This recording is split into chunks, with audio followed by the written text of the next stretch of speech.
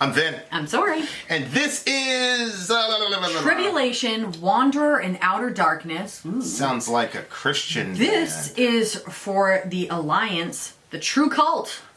The genre is death metal. Huh. Okay. So they're not a Christian band because True Cult would never do that. For Tommy Topical Political Commentary, you can hit us up at Middle America with Vin and Sori. And if you're wondering what the True Cult is, the True Cult is an alliance. What is an alliance, you say? An alliance is a group of people in Patreon who kind of circumnavigate around a certain genre, right? So these guys, True Cult is usually black metal, like True Cult black metal. Obviously not Christian. Or death metal.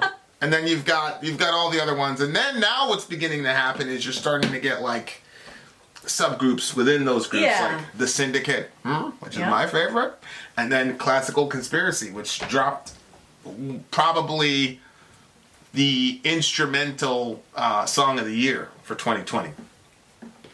Like I don't think anybody's going to be able to overcome that one instrumentally. The Beethoven. Yeah. I just. How can you? Anyway. We are about to review this song. If you want to have a song reaction done yourself, you can join one of those alliances, or you can jump on the $125 tier, and there you can just pick whatever song you want and you send it to me in a link, and I add it to our list. Here we go. That being the case, let's do it.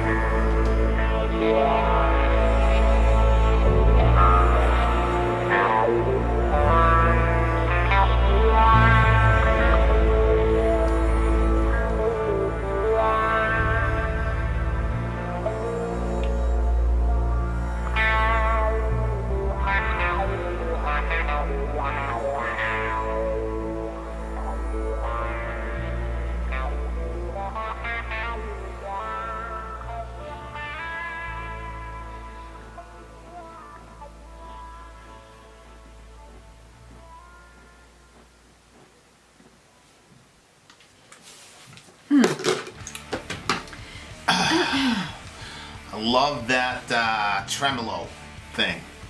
When the coolest thing about the newest song that our drummer sent me it's the guitar part. Yeah. There's just one segment that's like very groove, and then it opens up on the hi-hat, and then it goes into this tremolo thing from the groove. It's just, I love this. My favorite part of the song. I'm like, yes! That song is going to be crazy. I cannot wait to do that one. I know, you keep playing it. It's such a good song. Such a good song. So I'm gonna be doing my parts and stuff and all the rest of it. But I hope, like, when the song is done, that I get to play the parts that he wrote. Those are really fun. Well, that's good. Well, I said, shoot me a video, because with my stuff, I shoot, we've got the little private chat thing, and I shoot the video. I'm like, okay, this is how we're doing, Yeah. So I'm like, shoot me a video on yours. And he's like, man, I'm the drummer. I can play power chords. I'm like, I'm going to have to do all that shit by ear. He said what? He's the drummer, so he's coming up with the riffs, like, digitally. Yeah, He's I know. not playing them. So I'm like, yo, get me a video of you playing that shit. He's like, no, I can't do that. Yeah. He's like, plus we have to figure out how to play your shit. I'm like, lies! I shot a video for the entire song front to back. I even stopped it. Thank you. Finally you're on my side, you lying bastard. But anyway, that's my favorite part of the song. And then when they did that, the tremolo thing back and forth at the end, I was like, yes, Pink, it's the freaking, I love it. I'm just a sucker for tremolo. Sorry. You are. You always have been, and you probably always will be. There's really good rhythm changes in here too, which is funny because when he was talking to me, he was talking to me about like what he wanted, because I'm being like a complete jerk with the first song because it's mine, and so he started talking to me about what he wanted. He's like, it's gonna be like this, and this, and this, and this, and blah. This is what I want. Blah blah blah blah. I'm like, okay, great. He is? Yeah. I know. Oh. Little European sarcasm there. Okay. Yeah, I don't want to stray too much from the song anyway. It's such a badass song. It's heavy. It's like heavy from start to finish, which is the shit that I love. Go ahead. This is just going on the European thing, but like, Orion likes to watch videos of people failing. I showed it to him. He stays very entertained for a very long period of time. And that, and also like really good basketball plays. He also likes that too. Orion is our year and a half. He's a year and a half old. Anyway. So like there's all these Americans failing, and every time the Americans fail, their friends just laugh in their faces, or they're like, I told you that was gonna happen.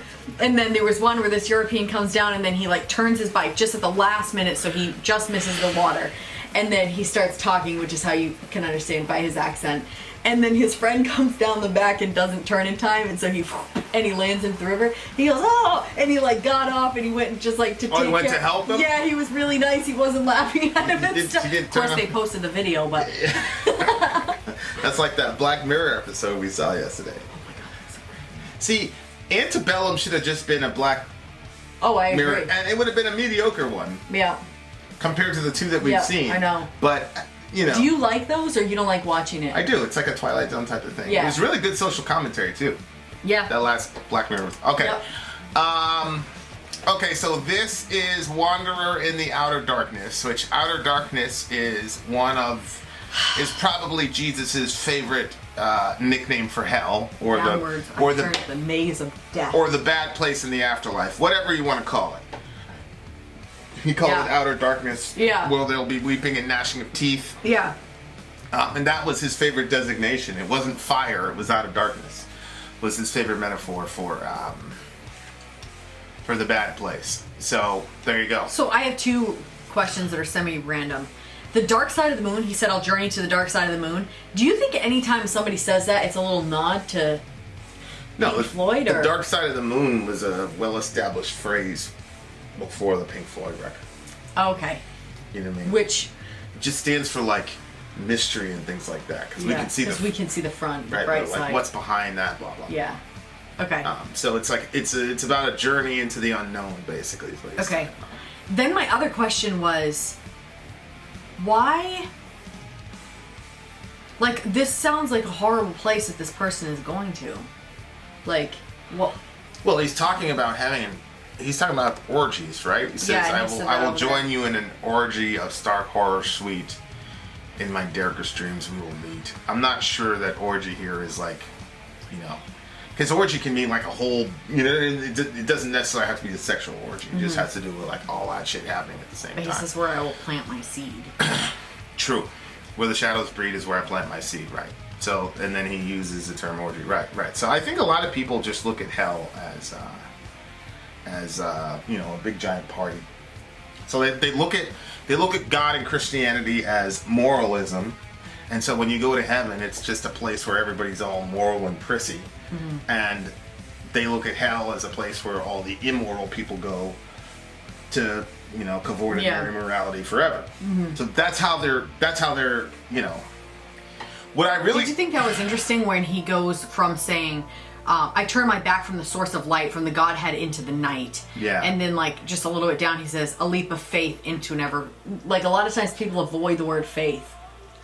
Well, I've often said faith is the only way to function in a world with multiple possibilities if you're not an omniscient being. So, like I've said all the time, like, when you go on an airplane, that is a massive leap of faith. Because that means you believe that the pilot is qualified enough to get you from A to Z. It also means that you don't believe that he's a terrorist who's going to crash into the side of a mountain. It also means that you believe that the physical and structural integrity of the plane is going to last from A to Z. It also means that the folks who do the prepping are going to do it right. It also means that the air traffic controllers are not going to, get high on the job and have you land into another plane. Yeah. Like there's literally millions of contingent possibilities to where you being up 30,000 feet in the air would result in your death. And you don't know any of those things for certain. So you have to function on some sort of mixture of knowledge and faith to function in a world of alternate possibilities if you're not omniscient. Yeah. What I loved about this line, though, is, a leap of faith into an ever-storming sea. I could talk about that line for literally 4 hours, but I'm gonna. I have quite a few things. I'm gonna limit it to that. Not but 4 hours though. But here's the thing to me about him saying that. Yes, our belief, although experientially, I believe that we have knowledge of God, and I think you can establish that epistemologically. But let's say you could. Our belief is a faith-based belief. And so we're ordering our lives around faith. What I love about this song, and you kind of he makes a concession that rejecting all that stuff and going your own way is also an act of faith. So it's like people talk about, oh, your silly religion and your fairy tales and blah blah blah, and it's like, you have faith that my religion is silly. And that there is no afterlife or whatever. That's a faith claim on your part. It's the same thing. Yeah. So, I really, really appreciate that because it brings, the sort of epistemic accountability that a lot of modern people want to push off. Whereas you have a lot of philosophers who were not Christians who wrestled with that concept, right? So, I really, really appreciated that line. Because it's the ultimate leap of faith. You're gonna go deny God and all that. And you're not an omniscient being. You don't know where He is. You're assuming what you believe is going to happen is what's actually going to happen. Right. And of course, it's arrived at with a mixture of reason, just like ours is arrived at with a mixture of reason. But since you and I are both not omniscient, then there's got to be some faith to some degree. Yeah. So. It's a really that's a really interesting line because it's like, yeah, man, that was an act of faith, and that's a pretty bold one in my opinion. What were you gonna say? To me, it just reminded me of a couple things. One was when the storm was really crazy and Jesus was in the boat and they woke him up and then he said, "Peace, be still." Yeah. He stilled the storming sea, and then when Peter stepped out onto the water, he had faith that he was going to be able to walk out to Jesus. Right. But this one is a leap of faith into an ever-storming sea. Right. Just the contrast of that, using faith to talk about an ever-storming sea. You know what I'm saying? Yeah. Which of course, Revelation 21 something, and there was no more sea. It's got this very interesting line that not a lot of people are like, what's going on there? Which of course what's happening there is, especially in the book of Revelation, you have the beast and all that. The beast comes from out of the sea in Revelation. So, and all throughout Old Testament literature and intertestamental literature, the sea is sort of the metaphor for chaos, and it's where the enemies come from. It's where, I think it's Babylonians came from. Like the bad guys come from the sea, and the sea is full of chaos and all the rest of it, and you're a fisherman, and if you get caught in a storm, you die. So the sea itself becomes this metaphor for chaos and the dwelling place of evil and things of that nature. And so at the end of Revelation 21, when everything's said and done, it's like there's no more sea, meaning you're going now into a dimension where there isn't any chaos and there isn't any bad guys who are going to come out and get you. Now you have peace. And that's why God's throne is in Revelation is also described as a sea of glass, because it's calm, there's peace, etc., etc. God's sea of glass is contrasted with the heavenly sea of glass is contrasted with the earthly sea, where all the chaos and all the unrest and all the bad guys come from. But then you have sea of glass in front of Yahweh, because that's where you find your peace and all the rest of it. And do you think there's any correlation between, remember how Jesus was walking on the water? Peter had so much faith, he was able to, he had faith in Jesus, and he started walking on water. So if you had a sea of glass, essentially everyone is walking on the water, because everybody has that faith. Yeah. No, and he upholds all of them. I agree completely. By sure. So so Revelation, so when he talks about the ever storming sea, it's very interesting. And then he, brings up Tiamat and the black church turning endlessly, which, in the A&E, it was Leviathan or some variant of that, where Leviathan was in the sea. And so, Yahweh destroys Leviathan. He talks about destroying Leviathan from the beginning. It's like it was basically this sea monster that dominated the water. And so what he's saying is he's going back to a dimension where there is a storming scene and there is a giant, demonic type, Leviathan type creature, and that's where he wants to be. Because, I get the impression from him that he thinks that heaven's going to be a very boring place. You know what I'm saying? Like, that's what it looks like to me. But what were you going to say? No, it's just weird because obviously coming from my own perspective, we're Christians. So when he says, I turn my back from the source of light, from the Godhead into the night, that doesn't sound... That actually sounds really scary to me. Yeah. So when I'm hearing this song, like, maybe to them, it's like, like freedom and fun and whatever. Like, I don't see it that way. When I hear it, I'm like, oh my gosh, to turn my back from the source of light. Like, how, Mark, I think it's in Mark or something, he's like, well, where else would we go? You're the only one that has the words of life. John 6. And so, like, you have this idea that if you turn from it, there is, well, that's why they call it outer darkness. You're turning from the source of light, from the Godhead into the night. And I just can't imagine being in that place. To me, that's like... Well, yeah. I mean, it depends on the version of God that you have. But, like, I have, like, a version of God where I feel like that, it was more like how my kind of upbringing was. Like, he's very, like, bossy and rules and not a lot of, like, you know what I'm saying? Yeah. But then there's this other version where it's like he's light and he's understanding and he's like a father, like a good father is, but he's better than a good father. So, a lot of times I watch you with the kids because you'll be more, I don't know, just sometimes the way that you are with the kids, I'm like, okay, and you would be considered a bad father compared to God, because obviously God is much better than you. Well, God is not like fathers. Fathers are like God. Yes. Right? Like he's the original father. Yes. So he's called the father of our spirits, I think, in Hebrews 12. Should we not the much more submit to the father of our spirits and live?